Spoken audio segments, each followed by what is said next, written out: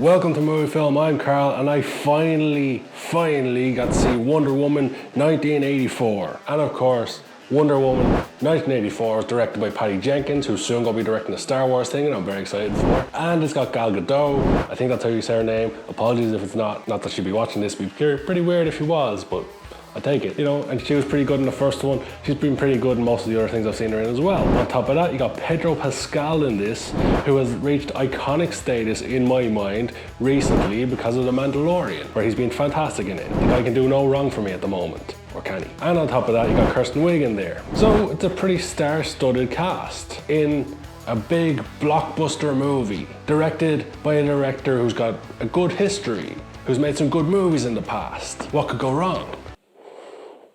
Now, I don't particularly have a side in the whole superhero thing. I don't care if it's a Marvel film or a DC film. I've liked a lot of the Marvel films. I even went to one of the premieres of one of the Marvel films. The DC films, apart from the first Wonder Woman, I didn't really like any of them. A lot of them had a lot of promise, and none of them really lived up to it. Now, some people like the way they're taking Superman, and some people like the Superman, Batman stuff they've been doing.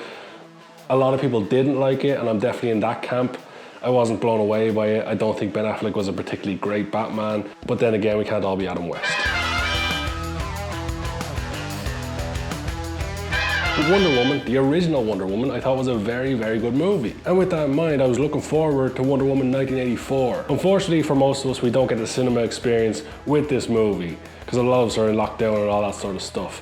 And that really takes away, especially for a movie that had Hans Zimmer as a composer, because the guy makes some spectacular music for movies and really makes movies even more cinematic. The good points of the movie: the soundtrack was fantastic, it looks spectacular, it has a feel of a blockbuster film, I felt. And for the most part, the acting is pretty solid from all the actors involved. Gal Gadot, Pedro Pascal, Kristen Wiig, they're all fantastic as actors, and they're pretty good in this movie as well. Chris Pine as well, forgot about Chris Pine. For me, a lot of the story is weak at best, and the main problem is the pacing and the runtime, because the movie's kind of all over the shop in terms of the pacing, especially early.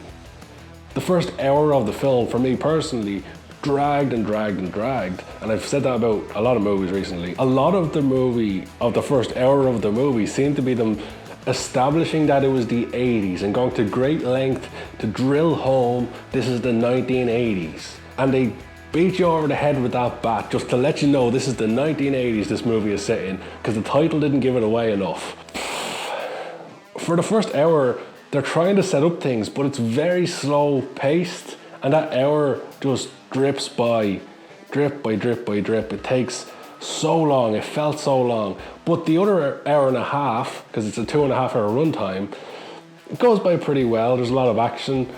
For the most part, it's pretty engaging. Let's take a look at the story, because you've got Wonder Woman, and I think there's a major problem with Wonder Woman and Superman for movies. And I think it's a problem they're always going to have. Wonder Woman and Superman are simply too strong. That's always going to be the biggest problem for any filmmaker with these two superheroes. They always have to be weakened so that they can be built back up. And that's always the case. Superman always needs kryptonite, otherwise he can just rip through all the bad guys very easily. And Wonder Woman, for some reason, has to lose her powers or be weakened somehow, otherwise she'll just rip through everybody. And the movie would last like 5 minutes long. That's what happens here. So the movie is all about wishes, about a magic rock that can grant wishes.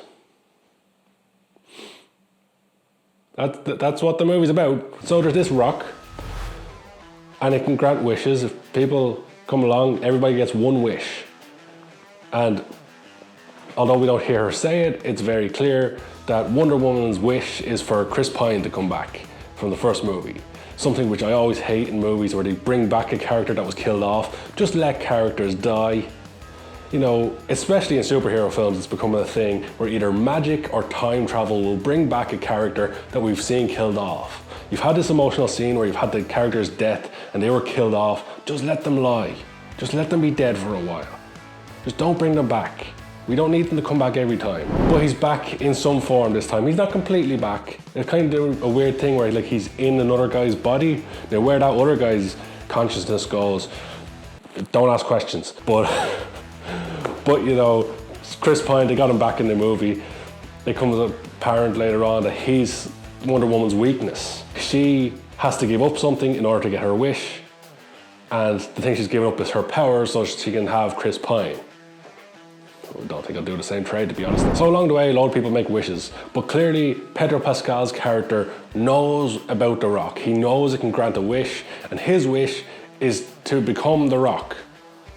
Not him, not the Rock, to become the Rock that grants wishes. He wants the powers that the Rock.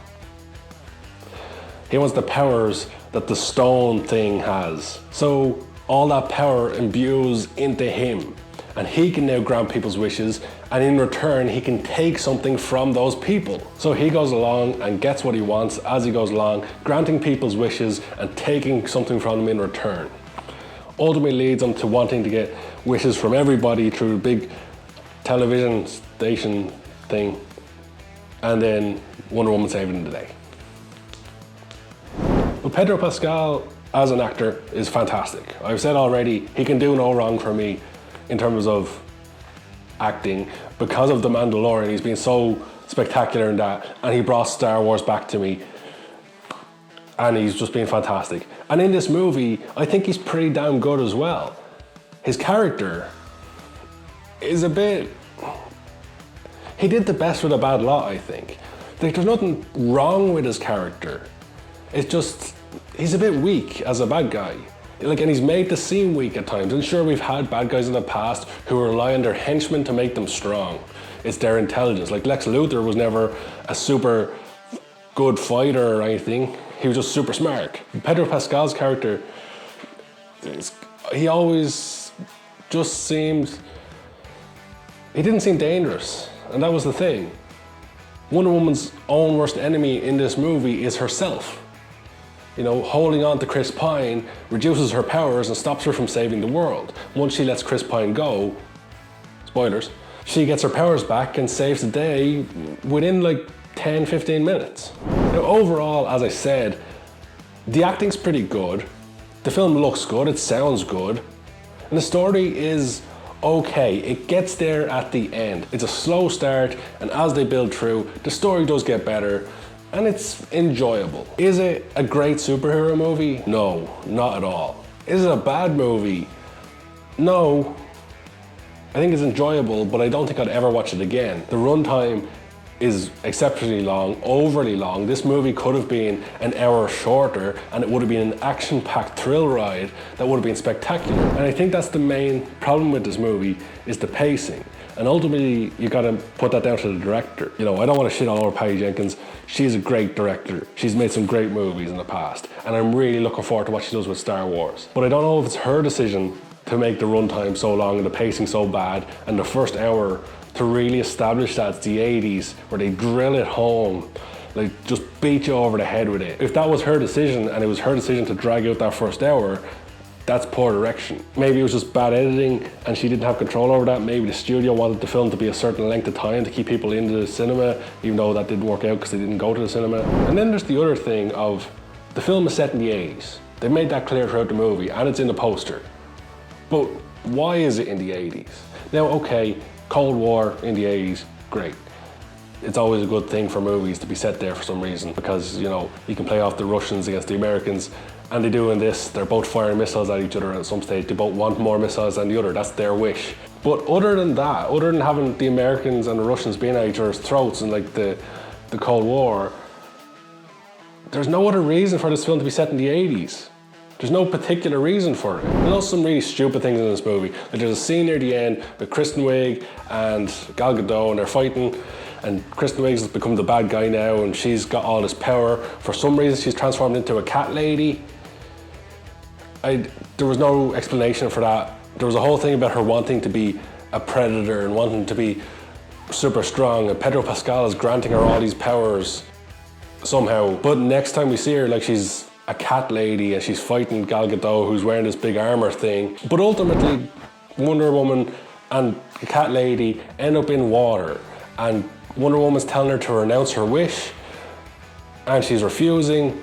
So she electrocutes her. There's like an electric cable falls in the water. For some reason, Wonder Woman doesn't get electrocuted, but Kristen Wiig, the cat lady, is getting electrocuted in a huge body of water, huge electrical cable. By all accounts, she should be dead. Okay, she's got similar powers to Wonder Woman, but if it's the powers that's saving her from being killed, why isn't Wonder Woman feeling the same effects? Like, they have different reactions to the electricity, but they're supposed to have the same powers, more or less. It's a bit wishy-washy there. So overall, Wonder Woman 1984, still don't know what I call it that. It's got some good, it's got some bad, which ultimately leads to it being okay. A very middle of the road movie. But there we have it, folks. That's my thoughts on Wonder Woman 1984. If you liked the movie, let me know in the comments below. If you didn't like the movie, let me know in the comments below. I'd love to hear your opinions on this film. And of course, if you liked today's video, please hit that like button just so that I know that you're watching. And if you've got the time today, please check out some of the other content on our channel. We've got some great videos over here for you to check out. And with all that out of the way, thank you so much for watching.